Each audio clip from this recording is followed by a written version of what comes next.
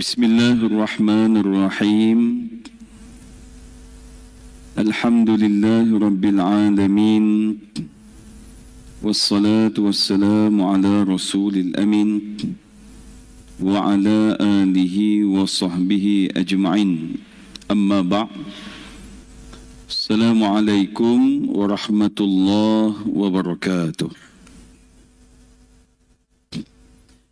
Alhamdulillah, bersyukur kita hadirat Allah Subhanahu wa taala dengan limpah dan kurnia-Nya dapat kita bertemu pada malam ini bagi meneruskan lagi slot kuliah maghrib kita, tuan-tuan dan puan-puan. Dan pada malam ini saya menggantikan penceramah yang sepatutnya, dan kebetulan ada kelapangan dan boleh hadirlah pada malam ini. Baik. Pada malam ini, tuan-tuan dan puan-puan, kita nak sambung lagi pengajian kita yang mana baru ni kita berhenti setakat apa itu hibah. Jadi kita nak sambung lagi yang berkaitan dengan hibah. Baik. Maka timbul persoalan, hibah atau faraid. Maka ada orang kata, mana yang lebih baik Ustaz? Antara hibah ataupun faraid.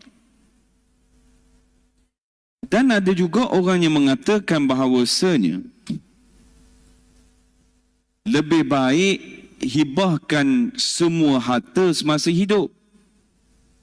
Nanti selepas mati tak perlu nak susah-susah dah nak bagi faraid.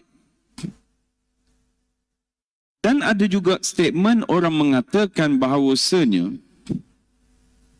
faraid dah ada. Buat apa susah-susah hendak buat hibah? Dia mari dengan dua statement begitu.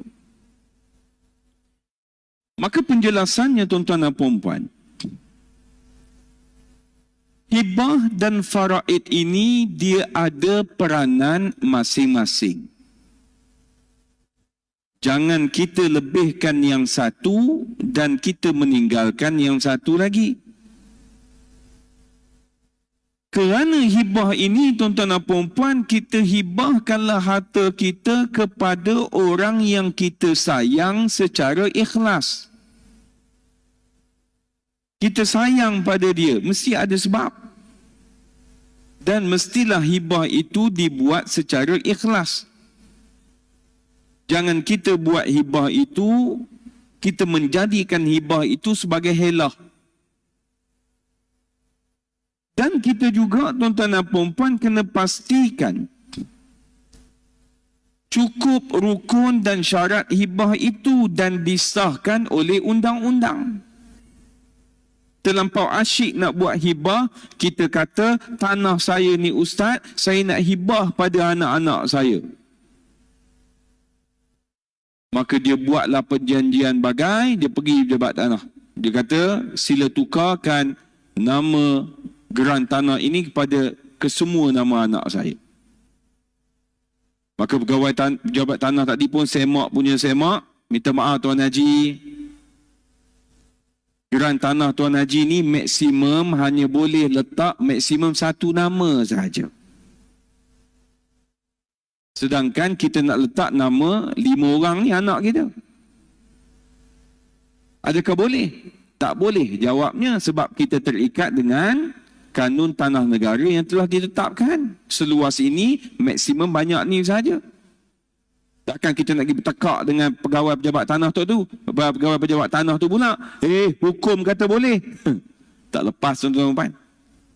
Rupanya Ustaz nak buat hibah ni kena tengok semua setiap sudut betul. Dari sudut hukumnya, dari sudut syaratnya, dari sudut rukunnya, dan undang-undang itu membenarkan ataupun tidak. Dan tuan-tuan dan puan, kita juga kena pastikan penerima hibah itu menerima harta yang kita hibah tu. dan penerima itu menguasainya dan bebas berurusan dengan harta yang kita hibah pada dia. Ini tak kita kata aku hibah harta ni pada engkau, tapi lepas aku mati pun kau boleh ambil. Hibah itu dah berlaku belum? Berlaku, sebab hibah berlaku waktu hidup. Syarat yang dia buat itu mesti dipersetujui oleh penerima itu. Kalau dia kata saya setuju dengan syarat itu, baru boleh on. Kalau dia tak setuju, nak on macam mana? Kemudian tuan-tuan dan puan, dalam masa yang sama tinggalkanlah juga harta kita kepada waris faraid. Supaya mereka ini tuan-tuan dan puan tidak papa ke dana dan meminta-minta pada orang lain. Disebabkan perbuatan kita yang kita jadikan hibah itu sebagai helah. Sebab ada orang tuan-tuan dan puan dia melakukan hibah, matlamatnya adalah saya buat hibah waktu hidup ni ustaz supaya ahli waris saya yang bakal mewarisi harta saya melalui jalan faraid ini tak dapat harta saya. Saya nak pastikan dia tak dapat. Maka dia melakukan hibah sebagai helah supaya orang yang bakal mewarisi melalui jalan faraid ini tak dapat. Adalah tu. Dia tak puas hati, dia bergaduh, dia sakit hati. Manusia, biasalah tuan-tuan. Dan kena faham juga bahawasanya faraid adalah formula penyelesaian bagi pembahagian harta pusaka yang telah digariskan oleh Allah Subhanahu wa taala. Saya nak tergelak hari ni. Minum air tu. Tuan-tuan jangan buat main dengan perkataan Allah dengan Nabi Muhammad sallallahu alaihi wasallam. Ada satu kes yang mana dia menafikan bahawa dia melafazkan lafaz talak. Bila nafi, ada kalanya hakim akan suruh suami itu bersumpah. Sumpah nafi. Maka dia kata dia berani bersumpah. Maka sumpah itu dimulakan dengan apa? Wallahi, watallahi. Terbelik lidah, tak kerti nak sebut. Satu. Kemudian jika aku berdusta, maka laknat Allah. Dia sebut laknat Allah subhanahu, laknat Allah sallallahu alaihi wasallam. Saya kata sudah. Saya kata subhanallah. Salah. Allah subhanahu wa ta'ala. Bukan sallallahu alaihi wasallam. Oh, kita terpaksa betul. Sebab tak keluar perkataan subhanahu wa ta'ala. Masalahnya perkataan Allah dalam sumpah tu ada tiga kantoi tuan-tuan dan puan-puan. Tengok, main. Sebab itu kita kena sentiasa sebut tuan-tuan dan puan-puan. Kalau Allah subhanahu wa ta'ala. Kalau Nabi Muhammad sallallahu alaihi wasallam. Baik.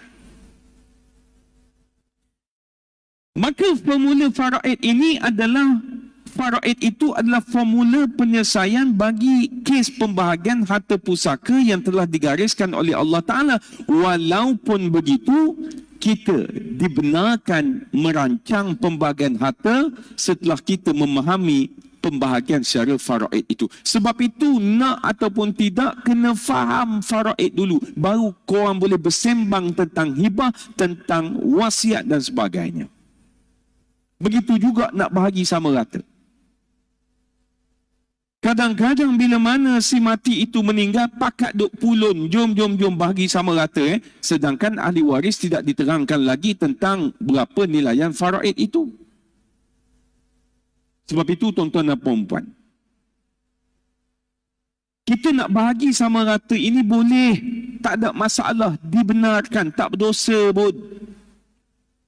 Tetapi mestilah orang yang mana nak bersetuju bahagi sama rata tadi, dia tahu pembahagian faraid yang sebenar, berapa bahagian yang dia akan dapat. baru boleh sembang, baru boleh bercakap tentang bahagi sama rata. Kenapa? Sebab mesti dia tahu hak dia yang sebenar mengikut faraid berapa. Sebab banyak yang berlaku, dia tak tahu bahagian faraid yang sepatutnya dia dapat berapa, alih-alih dia setuju bahagi sama rata. Maka berlalulah 1 tahun, kebetulan pula dia mari dengar ceramah saya tadi ni, dia baru tahu rupanya kalau ikut faraid yang dia dapat adalah 80,000, tapi 5 tahun lepas dia pergi setuju bahagi sama rata, dia hanya dapat 40,000. Agak-agak dia menyesal tak dia setuju bahagi sama rata tadi? Menyesal kalau dia tak tahu, kalau dia tahu lain. Maka nak ataupun tidak kena tahu lah. Maka nak tahu macam mana Ustaz? Maka kena buat kiraan lah. Kena tanyalah orang. Kena tahulah pembahagian ini kita dapat berapa. Kita sendiri kena tahulah. Dividen ASB hari tu pakat duk kira. Faraid tak nak kira pula dah. Dah. Duk tunggu ni bila dividen ni. Tinggi tahun ni. Ni tunggu tabung haji pula ni berapa nak umum ni. Yang tu pandai kira. Yang faraid tak nak kira. Baik. Maka jadikanlah ilmu faraid ini sebagai asas untuk kita merancang pembahagian harta. Tuan-tuan dah rancang belum? Tuan-tuan kata, ni dunia ni Ustaz, dunia ni letak tepi. Jangan cakap begitu. Ini soal akhirat juga ni, ilmu ni. Maka perancangan itu mesti mula sekarang. Kenapa saya kata kena sekarang? Sebab kalau kita tak mula sekarang, nak mula bila? Sebab di kalangan kita, tuan-tuan dan puan, dia berbeza matlamatnya. Ada orang dia nak buat pembahagian yang sebegini rupa. Ada orang nak buat pembahagian yang sebegini. Terpulang. Ada orang dia kata harta dia terlampau banyak. Takkan semuanya kepada ahli waris. Kalau ahli waris semua dapat harta aku, makan 7 keturunan pun tak habis. Maka dia mari terfikir, apa kata aku buat wakaf? Bukan banyak pun, aku ambil sikit je. Apa kata aku infak pada masjid walaupun aku mati, tapi setiap bulan pergi pada masjid. Ni bagi orang yang banyak harta. Tapi tuan-tuan dan puan tak boleh katalah tuan-puan tak banyak harta. Walaupun tuan-puan ada sebiji saja rumah di Bandar Estate, cuba pergi tanya penilaian semasa berapa harga rumah sekarang. Ada di Bandar Estate yang harga 95,000, ada? Saya nak beli 3, ada? Tak ada kan? Mahal. Jadi bila amount itu mahal, maka dia akan jadi pakat duk berebut nanti ni. Sebab nilaiannya mahal. Waktu nilaiannya tak mahal, orang tak berapa nak tengok sangat. Tapi bila mana harga dia naik, kerajaan pula nak ambil sebagai contoh, nak bayar pampasan. Waktu tu gelepar lah tuan-tuan ni, pakat nak harta tersebut.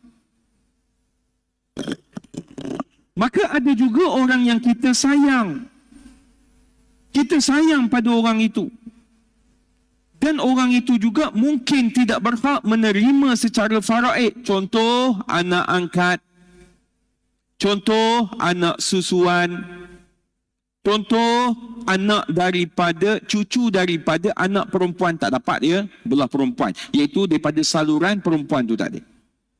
Contoh, anak saudara daripada adik-beradik perempuan dan sebagainya. Kita sayang pada dia. Kita tahu dah kalau mengikut faraid dia tak akan dapat. Maka kita kena rancang lah. Ni tuan-tuan haji, tuan-puan haji yang duk bela cucu lama dah ni. Tak boleh berenggang dengan cucu ni Ustaz. Cucu lain tak apa lagi, cucu ni tak boleh. Maka mesti ada sesuatu. Dan mungkin juga ada harta kita yang mahu kita wakafkan supaya menjadi amal jariah yang berterusan kepada kita. Jasad mati dah, tetapi amalan ni berjalan. Maka kita nampak kita nak buat melalui wakaf. Dan juga pengurusan harta juga tuan-tuan dan puan boleh jadi tidak teratur jika tiada perancangan semasa hidup. Dia akan jadi tak teratur. Dia jadi tak teratur macam mana? Anak angkat ni kata, si mati dulu ayah angkat ni, dia nak beri harta ni pada saya, jadi saya kena ambil ya. Maka ahli waris kata, dia kata dia nak bagi je, nak bagi barangkali tidak. Itu hasrat dia saja, dia tak serah lagi pada awak. Pula berlaku penafian. Ataupun dah serah dah pun, dia pula pergi berdebat dengan adik-beradik angkat tadi, awak tak layak dapat harta ni, walaupun si mati ayah saya ni serah pada awak, serah balik pada kami. Disebabkan anak angkat tadi pun takut, tak nak bergaduh, okeylah tukar balik lah. Awak tu kena sedar, awak tu siapa? Pula. Tuan-tuan, hati-hati sebelum jadi begitu, maka kena rancang mulai sekarang. Sebab pelbagai keadaan boleh berlaku. Yang dulunya tak berbalah, bila berlaku kematian, jadi berbalah. Yang dulunya tidak pernah bermasa muka, disebabkan harta tadi dia tak puas hati sebab dia dapat yang hujung, berbalah.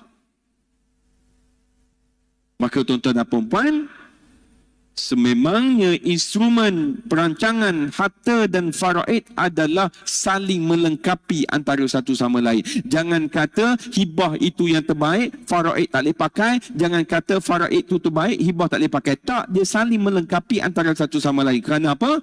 Sebab kedua-duanya mempunyai matlamat yang berbeza. Macam tuan-tuan tanya saya, Ustaz ada buat hibah? Saya tak ada buat hibah. Kenapa Ustaz tak buat sedangkan Ustaz ceramah berkaitan dengan hibah? Saya tak buat kerana saya tak menganggap hibah itu menjadi keperluan pada saya. Kenapa? Sebab harta saya, kalau saya meninggal, yang akan mewarisi siapa? Isteri, anak-anak saya, ibu ayah saya. Itu sahaja. Orang lain tak boleh mewarisi. Habis itu Ustaz okey. Oh, saya okey, tak ada masalah. Nampak? Habis tu yang dengar ceramah saya ni, adakah kedudukannya sama macam saya? Sudah pasti tak sama. Ada orang kahwin tak ada anak, ada orang kahwin bercerai, ada orang kahwin ambil anak angkat, ada orang yang dulu zaman bujang dulu dia terlanjur, ada anak tidak sah taraf, ada orang ambil anak susuan, ada orang bela itu dan sebagainya. Beza kan? Jadi bila berbeza, maka perancangan pun adalah berbeza. Maka tuan-tuan dan puan, terdapat beberapa kes di mana pasangan suami isteri tidak mempunyai anak dan mereka mengambil anak angkat untuk melengkapkan rumah tangga mereka. Sebab untuk mendapatkan anak bukan maknanya kahwin confirm dapat anak. Tak. Tak, bukan. Saya pun tuan-tuan dan puan kahwin 2013, 2015 baru dapat anak, 2 tahun. Cukup-cukup mencabar juga tuan-tuan dan puan ni, 2 tahun ni. 2013 kahwin, 2014 raya.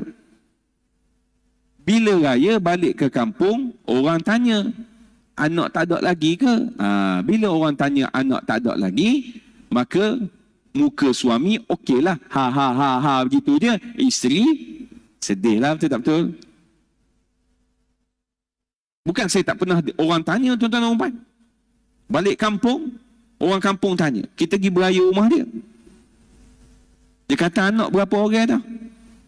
Kata tak ada lagi pak cik. Mun nikah bila? Nikah tahun lepas. Oh lama dah mun nikah, tak boleh anak lagi. Itulah aku kelih kamu ni nampak gagah, anak tak ada lagi gitu kat saya. Isteri saya merah mata. Dah dengan orang tua kan. Takkan nak balas. Duk bekak dalam hati je lah. Natai pak cik ni. Itu je lah yang boleh keluarnya. Marah punya pasal. Maka oleh sebab tiadanya ikatan kekeluargaan yang sah mengikut Islam, dia tahu dah yang dia bela ini tak ada kena-mengena dengan dia. Tak ada ikatan. Dia bukan anak kandung. Apatah lagi aurat dan sebagainya. Maka ibu bapa angkat itu seringkali bimbang mengenai kebajikan anak angkat setelah mereka meninggal dunia, memandangkan anak tersebut bukanlah waris mengikut hukum faraid. Dia mari fikir pula. Hari tu dia pergi ambil anak angkat ni, besar pahala, ambil daripada orang susah ataupun orang buang, dia pun ambil lah, buat proses pengangkatan bagai semua siap, dia sekolahkan anak tu pun dah besar. Dia mari terfikir, kalau dia mati dengan suami isteri dia nanti, macam mana kebajikan anak ni, sebab dia tak akan dapat melalui faraid. Lepas tu kata besar pahala orang bela anak angkat ni, jangan buat main. Sebab serba-serbi dia jaga. Maka tuan-tuan dan puan-puan, apa jalan terbaik untuk dia? Dia nak tinggal sesuatu pada anak angkat ini. Adakah melalui jalan wasiat? La. Kenapa? Sebab wasiat bukanlah suatu penyelesaian yang berkesan. Kenapa? Memandangkan cuma 1/3 daripada harta sahaja yang boleh diwasiatkan.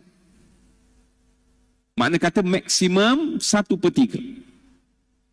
Sedangkan ibu bapa angkat tadi berhasrat ingin memberikan harta yang lebih lagi.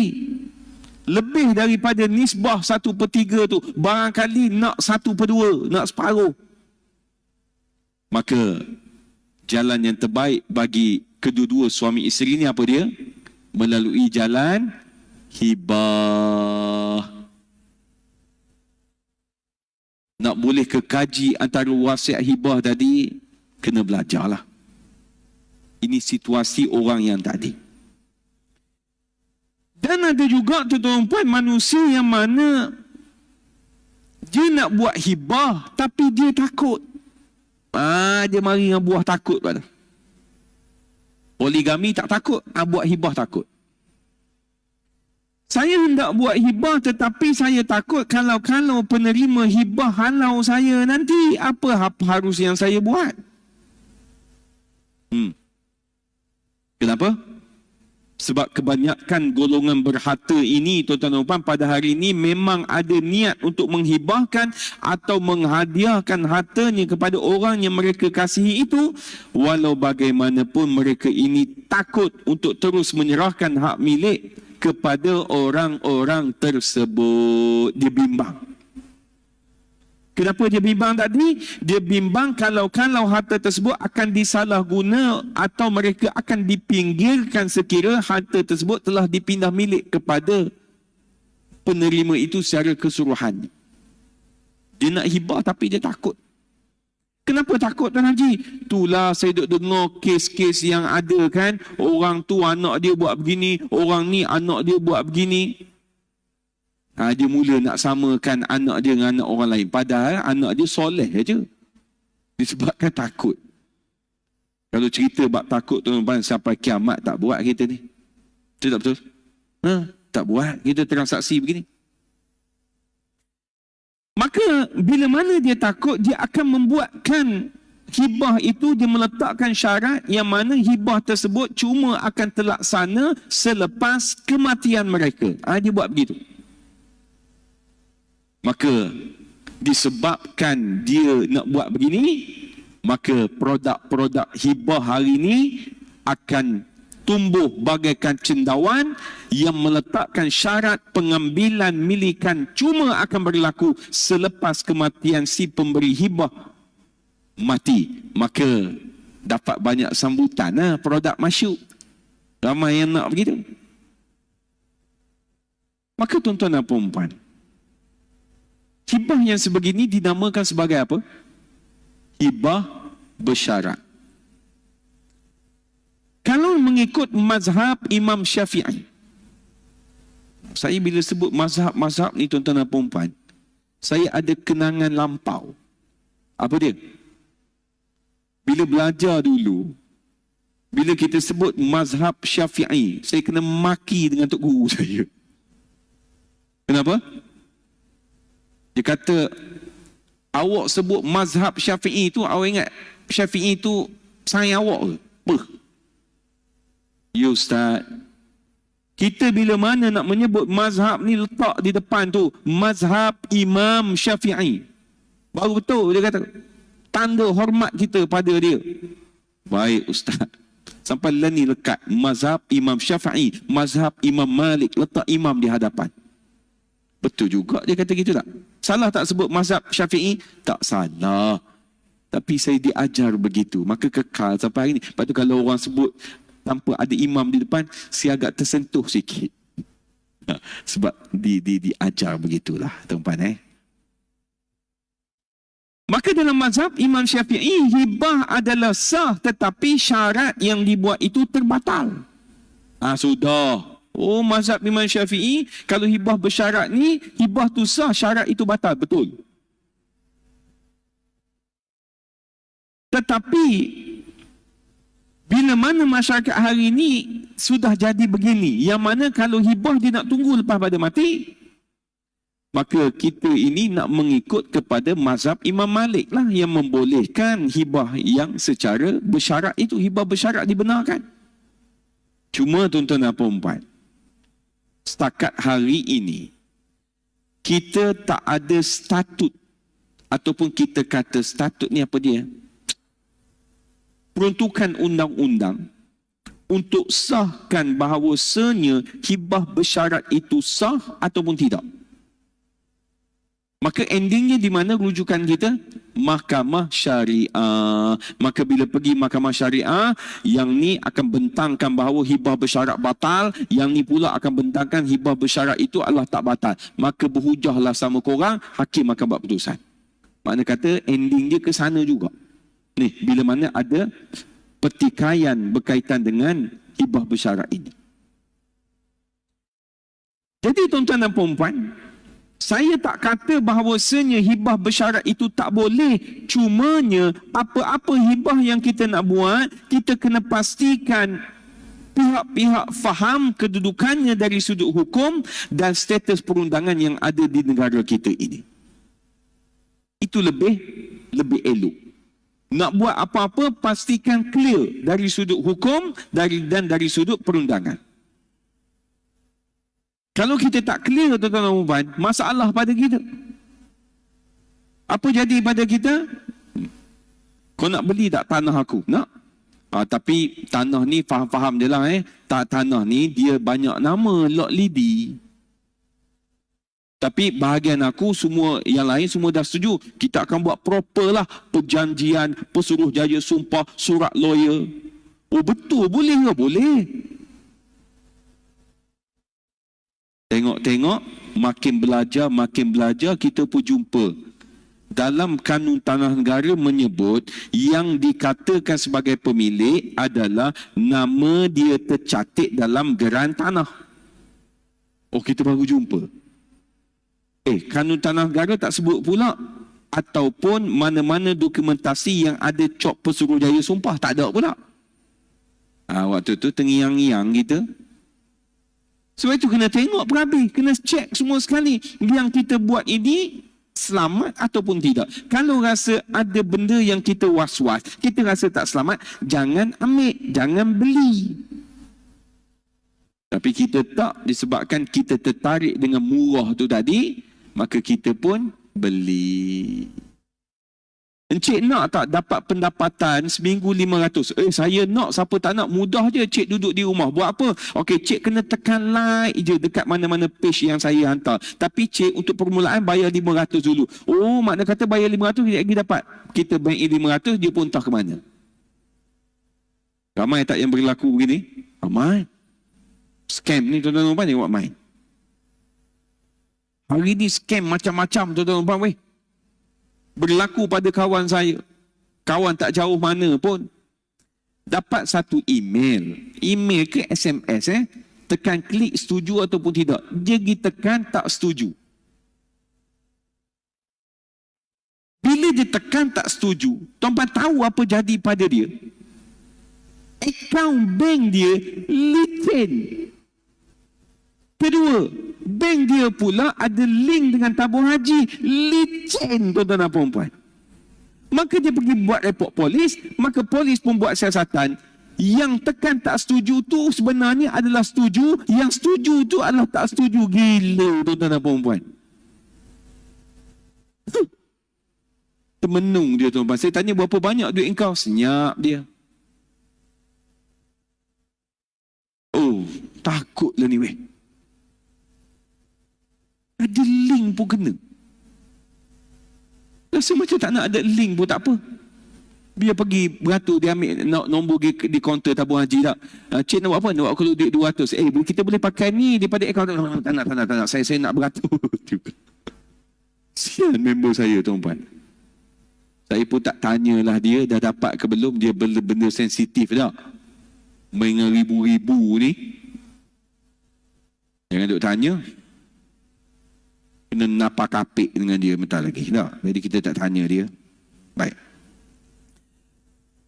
Jadi nasihat bagi mereka yang mana mempromosikan hibah bersyarat pula, niatlah sebagai mencelikkan masyarakat tentang instrumen perancangan harta bagi maslahah keluarga dia tadi ni. Ni mana-mana yang duduk canang, yang duduk nak jual produk, kita cerita pada dia untuk maslahah dia, keperluan dia. Bukannya kita berkempen asal ada pendapatan, asal ada komisen, asal ada masyuk. Kita tak peduli dah tentang pemahaman dia. Oh, ini amanah ilmu tuan-tuan dan puan-puan. Sepanjang saya ceramah di sini pernah saya promote. Saya ada buat produk ni, mari ambil dengan saya ada. Tak ada kan? Ceramah habis balik. Tuan-tuan tanya saya mana yang terbaik pun saya tak akan cakap. Tuan-tuan carilah sendiri, saya dah ajar dah sikit-sikit ni. Tapi ada orang tuan-tuan yang mana dia tak peduli dah asalkan dia ada pendapatan. Dia akan cari mana-mana orang kaya. Dia tak dapat suami, dia cucuk isteri. Isteri pula gelabah. Duk tanya suami, abang buatlah abang, mana tahu abang hari ni kan kes macam-macam kan. Kes kematian ni mengejut ni, tengah main badminton pun boleh mati. Abang dalam malam tadi main badminton pula dah dia salahkan suami dia main badminton malam tadi. Dia tak dapat isteri, dia cucuk pula anak. Anak pula tanya, abah buatlah abah, harta abah bukan sikit, 30 juta ni. Pula. Maka mari dengan lelaki ni, dia tak boleh serabut. Faham tak? Marilah panggil orang tu, aku nak sign. Saing. Okey cik, disebabkan harta cik 30 juta, fee kami adalah 50,000. Saing 50,000 ni. Dapat kat dia 50,000. Komisen dia berapa pula? Bukan kata boleh tak boleh, cuma nasihatnya adalah kita kena harmonikan masyarakat kita dengan ilmu pengetahuan. Bukan dengan kaedah menakut-nakutkan. Ini bila mana nak jual produk, ada cerita tentang menakutkan. Kena ingat tahu sekarang ni jadi begini, nanti bila mana... Memang takutlah mamak tu pula datang masjid pun jarang. Tuan-tuan pula duk main kullu nafsin za'iqatul maut. Takut dia tu. Tak. Nak pula tak kerti baca Quran dia tu. Tuan Haji kena ingat kul huwallahu ahad. Dia dah tak tahu surah apa dah. Kul huwallah. Mamak tu pun takut juga. Tak boleh. Kena disiplin dengan ilmu. Sebab itu kalau tuan-tuan tanya saya, adakah hibah dan wasiat itu wajib? Jawabnya tidak sama sekali. Nak beri pada siapa? Terpulang. Kalau ada keperluan, buat. Tak ada keperluan, tak perlu buat. Kenapa? Sebab kita dah tahu dah. Bila mana kita meninggal, maka sistem faraidlah yang akan mengepalai untuk urusan pembahagian harta yang kita tinggalkan. Cumanya, kita duk sibuk tentang membahagikan harta pusaka yang bakal kita tinggalkan ini. Tuan-tuan kena fikir juga tentang diri tuan-tuan dan puan untuk menghadap Allah Subhanahu wa taala. Tuan-tuan kena fikir, saya daripada rumah datang ke sini, saya qasad niat, ya Allah ya Tuhanku, kau datangkanlah keikhlasan dalam diri aku ni ya Allah. Datang ini matlamatnya apa? Kena masuk kat dalam hati ni. Biarlah tengah bawa kereta tadi setan datang tiba-tiba ke apa, itu cerita lain. Ni niat. Macam Tuan Haji Puan Najah lah. Ya Allah ya Tuhanku, aku datang ke masjid malam ini, mudah-mudahan sempurna solat berjemaah maghrib aku. Sempurna pemikiran aku untuk dapat ilmu malam ni. Tak dapat banyak sikit pun jadi, ya Allah. Sempurna aku punya ibadah isyak berjemaah kejap lagi, ya Allah. Niat kan? Al-a'malu bin niat. Setiap amalan itu mestilah bersepadu dengan niat itu, tuan-tuan dan puan-puan. Baik. Maka tuan-tuan dan puan-puan yang dirahmati Allah sekalian, ada orang bertanya kepada saya satu soalan. Dan soalan ini pada saya agak menarik kerana ia berkaitan dengan Dia berkaitan dengan barang kemas. Baik, soalan dia. Arwah ibu ada meninggalkan emas dan saya sebagai anak lelaki seorang nak uruskan ikut faraid. Baik. Maka saya tanya dia barang kemas tadi berapa jumlahnya? Maka dia kira-kira mengikut harga semasa total dalam 80,000 lebih. Oh, steady si mati ni. Tapi kakak saya cakap sebelum mak meninggal, emak ada cakap dekat dia, emas tu kalau emak meninggal, mak suruh bagi dekat saya je. Kalau pendapat saya macam tak boleh je sebab tak ada saksi. Okey. Mak dia kata kalau dia meninggal, barang kemas ni beri kepada dia. Okey. Maka yang kita duk belajar sama ini, tuan-puan rasa yang mak dia sebut ini hibah ataupun wasiat? Apa dia Tuan Haji buat ajar? Wasiat lah. Sebab dia kaitkan dengan mati. Baik. Maka saya kata kepada dia, ibu Tuan Haji ni berwasiat pada Tuan Haji. Sebab dia sebut perkataan mati tu. Maka sekarang ini terpulang pada Tuan Haji lah nak terima atau tak. Sebab tak terima pun tak jadi satu kesalahan. Sebab dia penerima wasiat. Maka kalau Tuan Haji tak terima barang kemas tadi, apa nak buat? Digaulkan dalam harta yang lain, dibahagikan faraid. Jadi saya kata Tuan Haji nak terima ke tidak? Dia kata, Ustaz, kalau dah main 80,000 ni rugi, saya tak terima. Dia mari dah buah dia. Buah rugi, tuan-tuan dan puan-puan. Maka saya kata padanya, sebab dia ini ada 4 adik-beradik, dia seorang lelaki, 3 lagi perempuan. Maka dia kena kira barang kemas ini yang harganya 80,000 adakah lebih daripada 1/3 keseluruhan harta mak dia. Maka dia pun kira, dia kata lebih, Ustaz, barang kemas ni. Okey. Kenapa kira-kira lebih ni? Sebab dia ini adalah ahli waris kepada si mati. Dia ni anak, ahli waris. Maka bila mana wasiat diberikan pada ahli waris, yang pertama adalah kena tengok lebih ataupun tidak 1/3. Yang kedua adalah kena tanya kepada ahli waris yang lain, setuju ke tidak wasiat ini dia terima. Kalau ahli waris kata tak setuju, maka wasiat tadi tak boleh jalan. Maka 80,000 wang kemas tadi hendaklah dibagi secara faraid. Maka dia pergi tanya adik-beradik dia yang 3 lagi. Maka semuanya jawab setuju. 2 persetujuan diambil. Yang pertama, wasiat itu. Yang kedua adalah lebih daripada 1/3 pun mereka setuju. Jadi 80,000 tu dia pun dapat. Maka dia akhirkan WhatsApp dia dengan saya, terima kasih banyak Ustaz. Saya sama-sama Tuan Haji. Tapi ada juga terdetik dalam hati, terima kasih banyak Ustaz. Ustaz free, jom kita makan. Oh, tak ada lah ayat tu. Kata setan, jahat setan ni, tobat. Dia mari perasaan tu. Tapi saya sama-sama je lah. Macam mana saya ubati diri saya? Selalu saya buat, saya akan delete WhatsApp tu. Jadi saya dah tak tahu tentang itu. Kalau dia tanya satu hari nanti, yang mana tu je lah. Yang buat main tuan-tuan. Dia tak kira ustaz, tak kira tak ustaz. Yang bukan ustaz, dia mari dengan pangkat korporal. Yang ustaz, dia mari dengan pangkat saja meja. Saja nak cuit.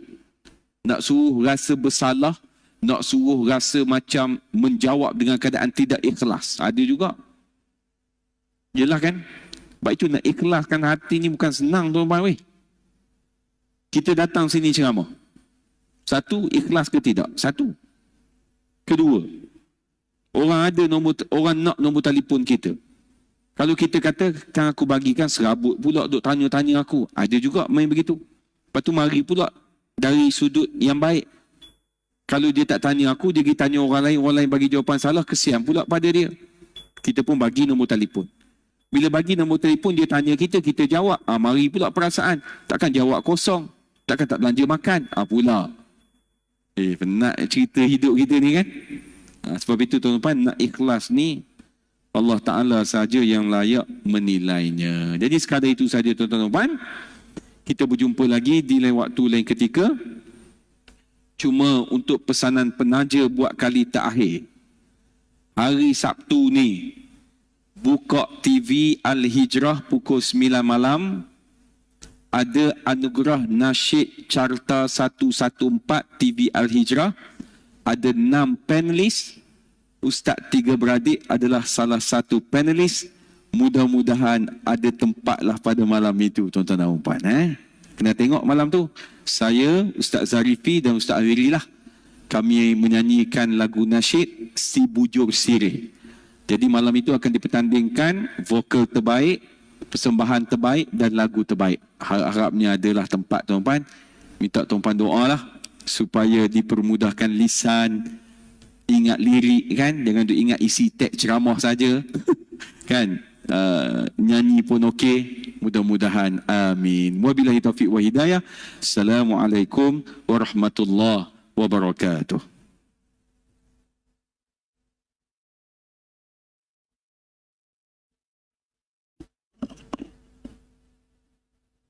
Alhamdulillah.